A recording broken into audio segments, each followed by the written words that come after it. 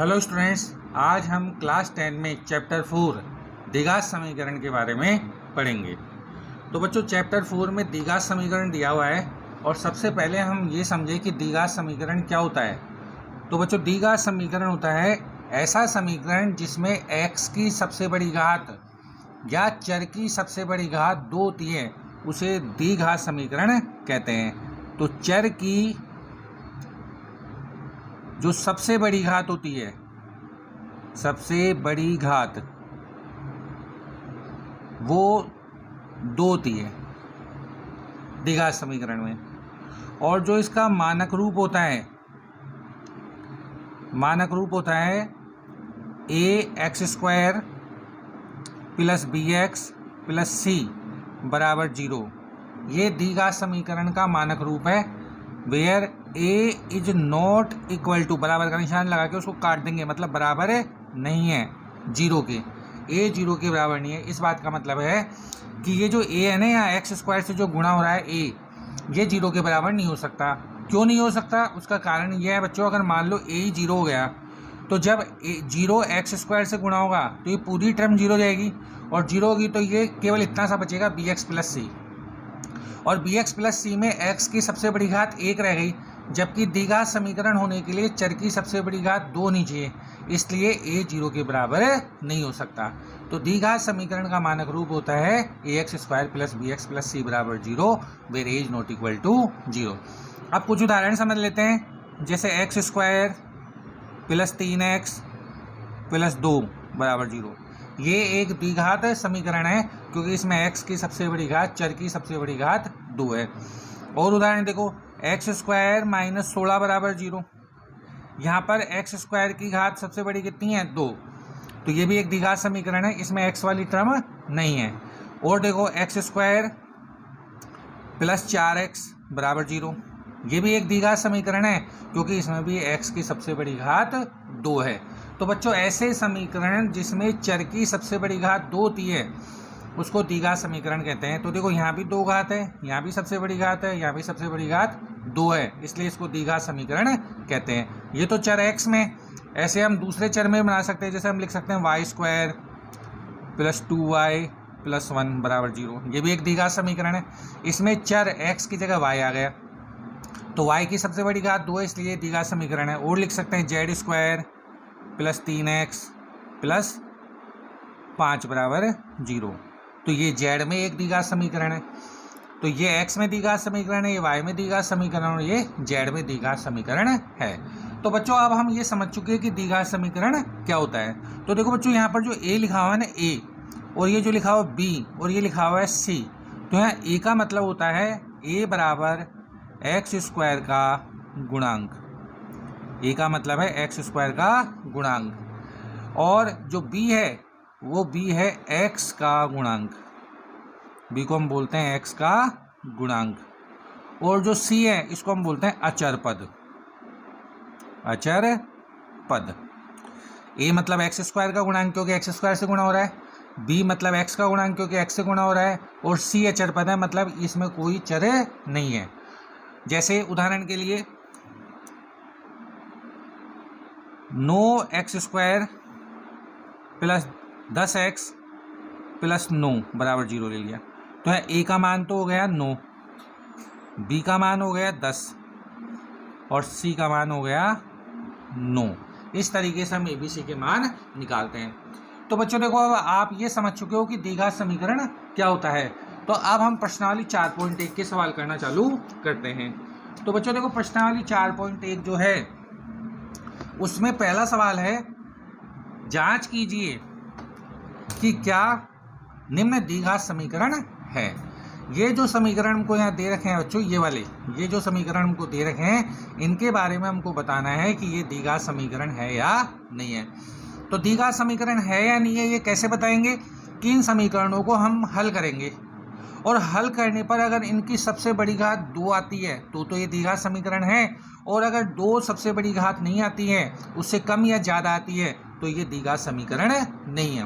तो अपन को ये बताना है कि द्विघात समीकरण है या नहीं है। इसके लिए हम करेंगे क्या? इनको हल करेंगे, और हल करके देखेंगे x की सबसे बड़ी घात क्या आ रही है। तो बच्चों हम स्टार्ट करते हैं प्रश्नावली 4.1 के पहले क्वेश्चन से। तो बच्चों प्रश्नावली 4.1 का पहला क्वेश्चन है, यहाँ लिख लेते हैं अपन प्रश्नावली 4.1 और इसके फर्स्ट क्वेश्चन का फर्स्ट पार्ट है बच्चों x प्लस 1 का होल स्क्वायर बराबर 2 x माइनस 3। इसके बारे में हमको बताना है कि द्विघात समीकरण है या नहीं है। तो बच्चों देखो, सबसे पहले तो आप ये समझो कि होल स्क्वायर को कैसे खोलते हैं। होल स्क्वायर का मतलब है जैसे यहाँ पूरे ब्रैकेट की घात 2 लगी हुई तो इसको हम बोलते हैं होल स्क्वायर।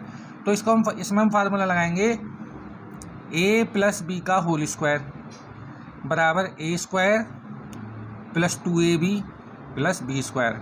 इस फार्मूले से इसको ओपन करते हैं। जैसे मान लो x प्लस 3 है, तो x प्लस 3 का होल स्क्वायर करना है तो पहले x का स्क्वायर लिख दो, x स्क्वायर, इधर 3 का स्क्वायर लिख दो, 3 का स्क्वायर कितना होता है 9, यहाँ x का स्क्वायर लिख दो और यहाँ पर 3 का स्क्वायर लिख दो, तो x का स्क्वायर तो x स्क्वायर हो गया, 3 का स्क्वायर 3 स्क्वायर हो गया।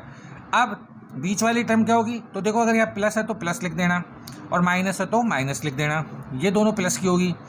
अब इस 3 का डबल कर लो, तो 3 के डबल कितने हो गए 6 और 6 को गुणा कर दो x से, तो 6x, तो ये इसका आंसर आ जाएगा।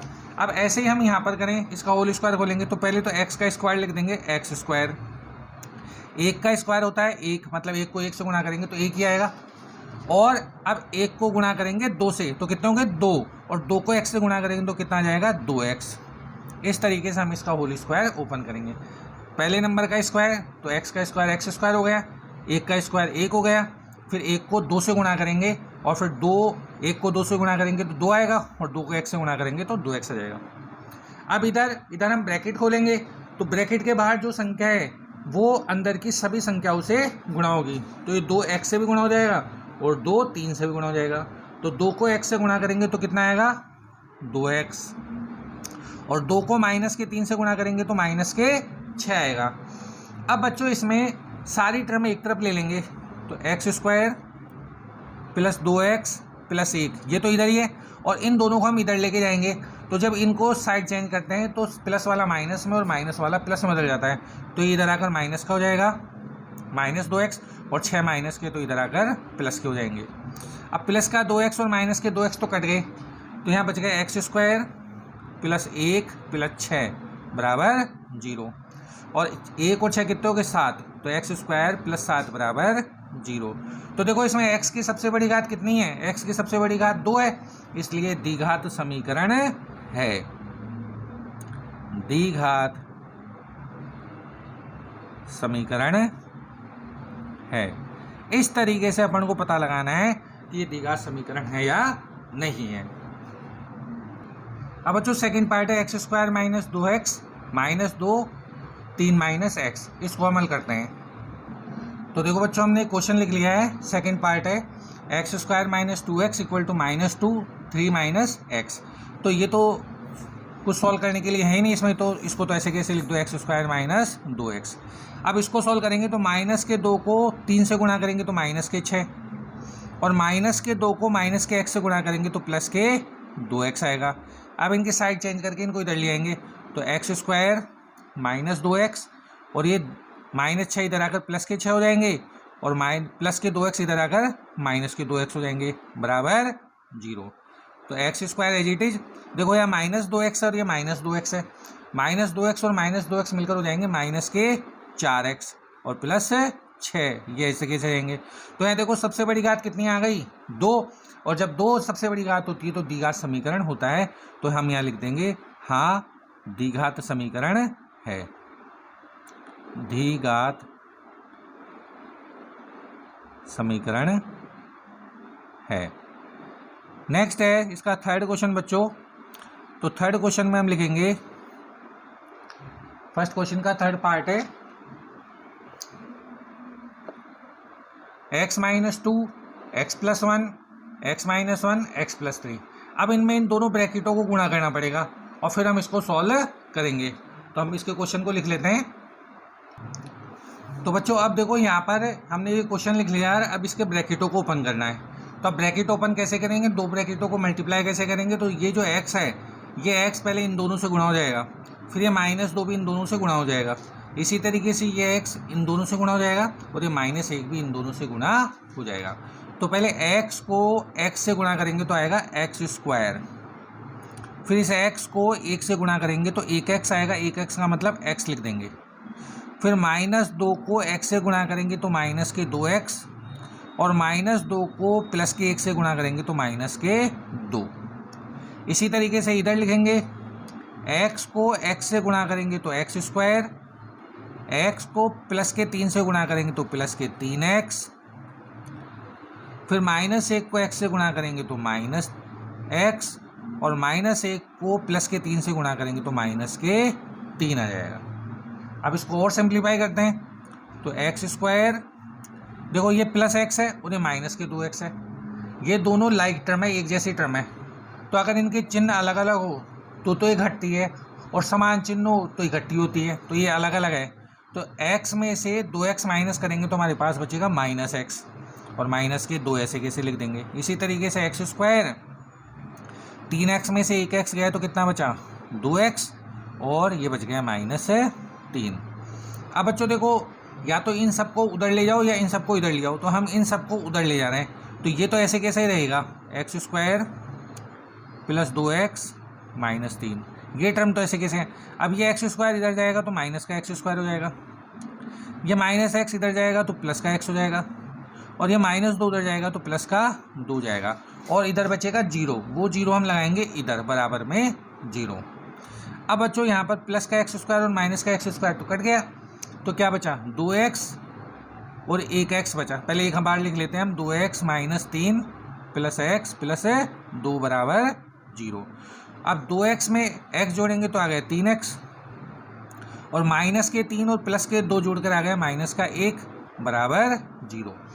तो बच्चों देखो, इसमें जो x की सबसे बड़ी घात है वो 2 नहीं है, यहाँ पर x की घात 1 है, सबसे बड़ी घात, कुछ भी घात नहीं लगी, मतलब एक घात मान के चलते हैं, तो एक घात है, तो ये द्विघात समीकरण नहीं है, क्योंकि इसमें जैसे यहाँ पर x² की टर्म आई थी वैसे x² की टर्म नहीं है, इसलिए द्विघात समीकरण नहीं है। तो यहाँ लिख देंगे द्विघात समीकरण नहीं है।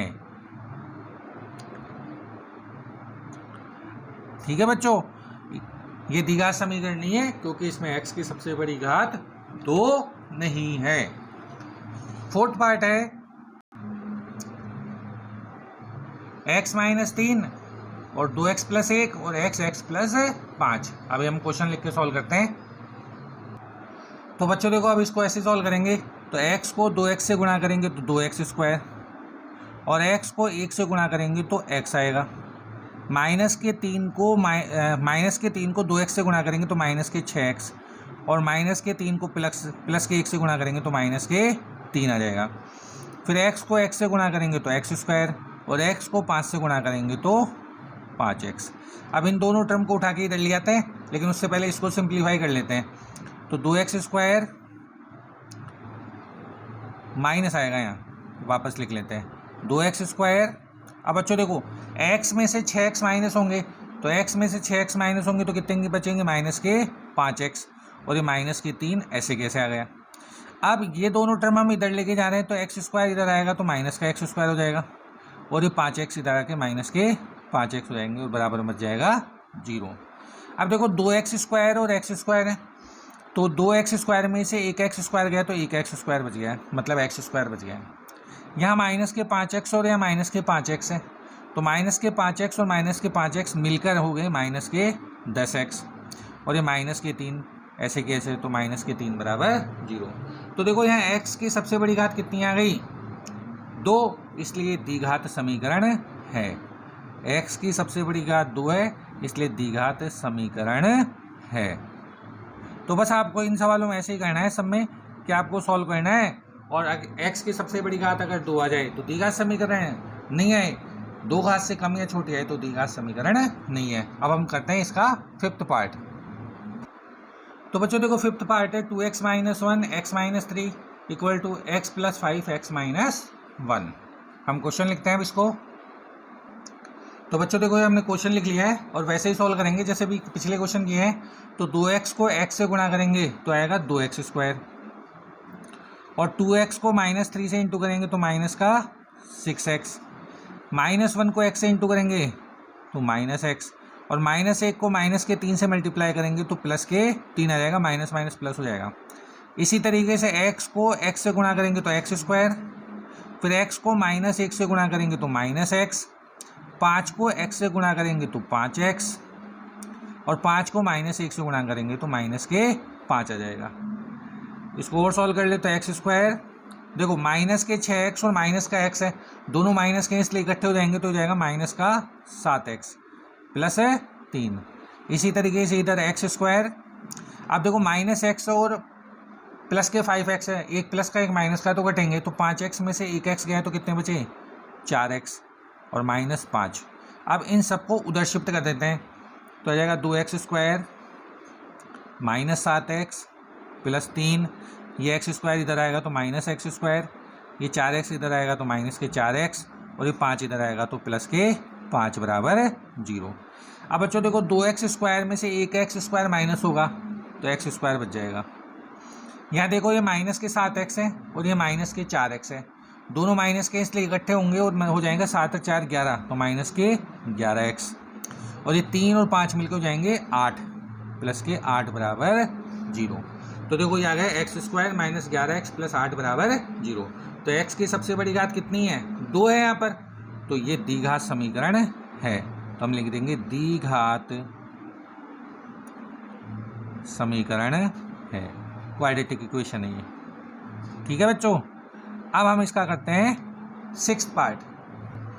तो बच्चों देखो 6th पार्ट है x स्क्वायर + 3x + 1 x - 2 का होल स्क्वायर। अब इसमें देखो बच्चों होल स्क्वायर खोलना है, जैसे फर्स्ट पार्ट में हमने होल स्क्वायर खोला था वैसे इसमें होल स्क्वायर ओपन करना है। तो हम करते हैं इस क्वेश्चन को।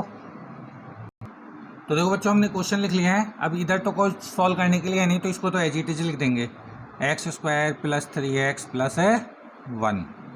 अब इसका होल स्क्वायर ओपन करना भी मैंने आपको बताया था कि फर्स्ट नंबर का स्क्वायर कर दो, तो फर्स्ट नंबर कौन है x और सेकंड नंबर कौन है 2, तो x का स्क्वायर तो हो जाएगा x स्क्वायर, और -2 का स्क्वायर हो जाएगा +4। अब मैंने बताया था आप इसको डबल कर दो, तो 2 को 2 से गुणा करो कितने हो गए 4, और 4 को फिर गुणा कर दो x से तो आ जाएगा -4x। पहले इस नंबर का स्क्वायर कर दो तो x स्क्वायर हो गया, 2 का स्क्वायर कर दो 4 हो गया, फिर इसका डबल करके इससे मल्टीप्लाई करके लिख दो, तो 2 का डबल कितना हो गया 4, और 4 को x से गुणा करो तो 4x, बीच में प्लस है तो प्लस लगा दो और माइनस है तो माइनस लगा दो।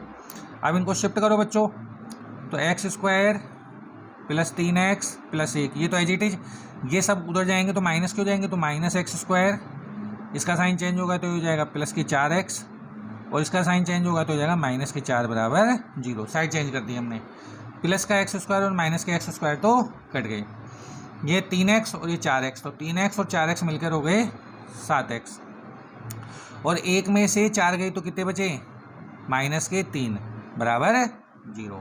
तो देखो बच्चों यहाँ पर x की सबसे बड़ी घात 2 नहीं आई है, इसलिए द्विघात समीकरण नहीं है, तो हम लिख देंगे द्विघात समीकरण नहीं है। बस आपको इन क्वेश्चन में सिंप्लीफाई करते रहना है, सबसे बड़ी घात 2 आ जाए तो द्विघात समीकरण है, नहीं आए तो द्विघात समीकरण नहीं है।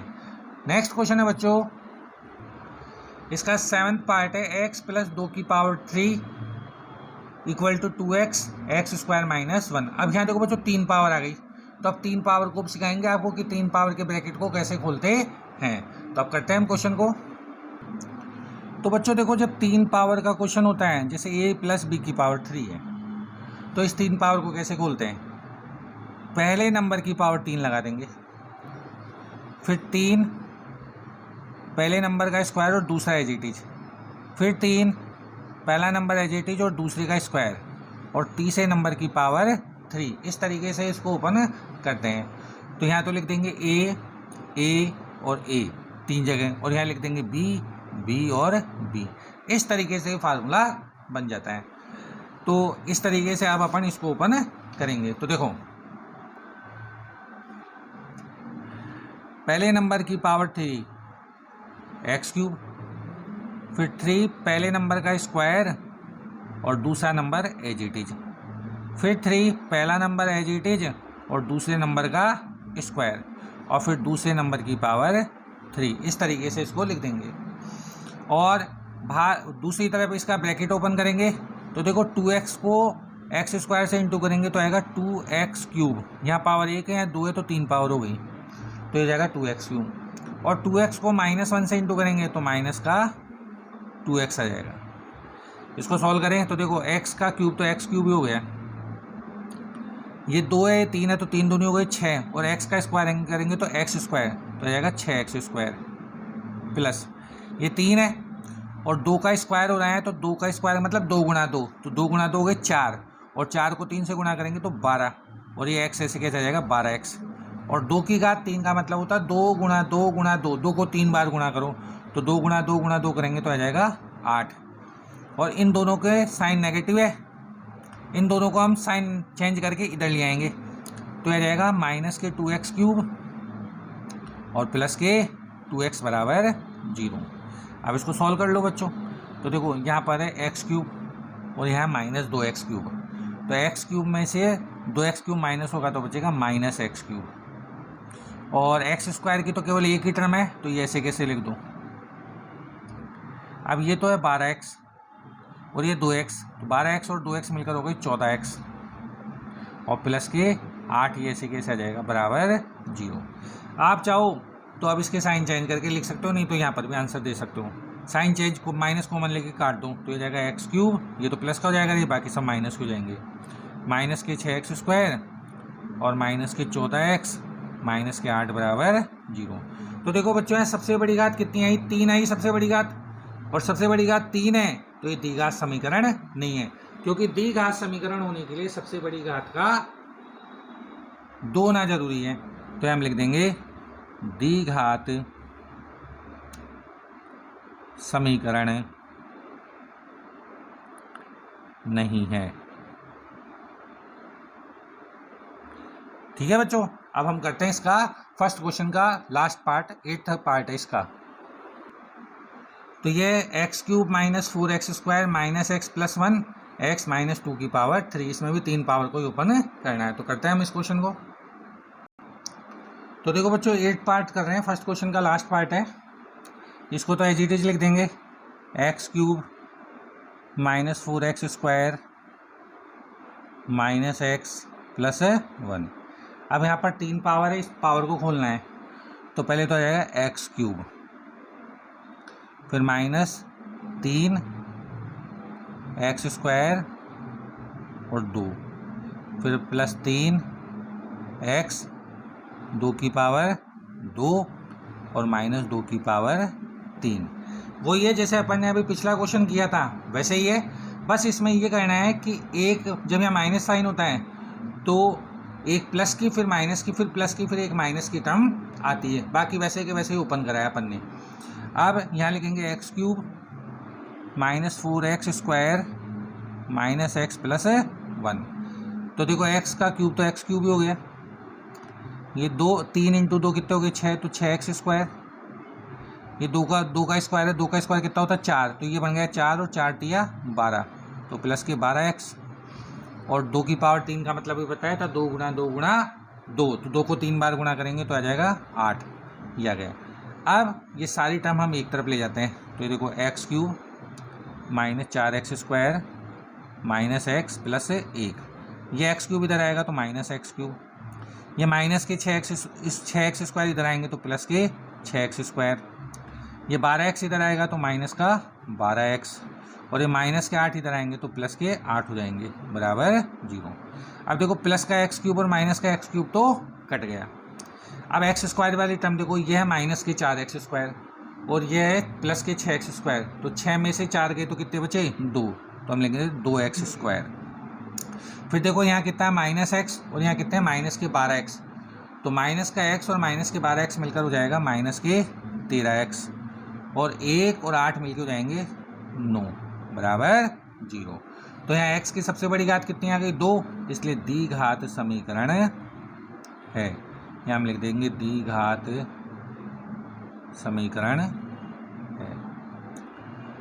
तो बच्चों देखो, आज हमने प्रश्नावली 4.1 का फर्स्ट क्वेश्चन के 8 पार्ट कंप्लीट कर लिए हैं। नेक्स्ट वीडियो में हम प्रश्नावली 4.1 का सेकंड क्वेश्चन करेंगे। वीडियो को लाइक कीजिए, शेयर कीजिए, चैनल को सब्सक्राइब कीजिए और कमेंट कीजिए। धन्यवाद।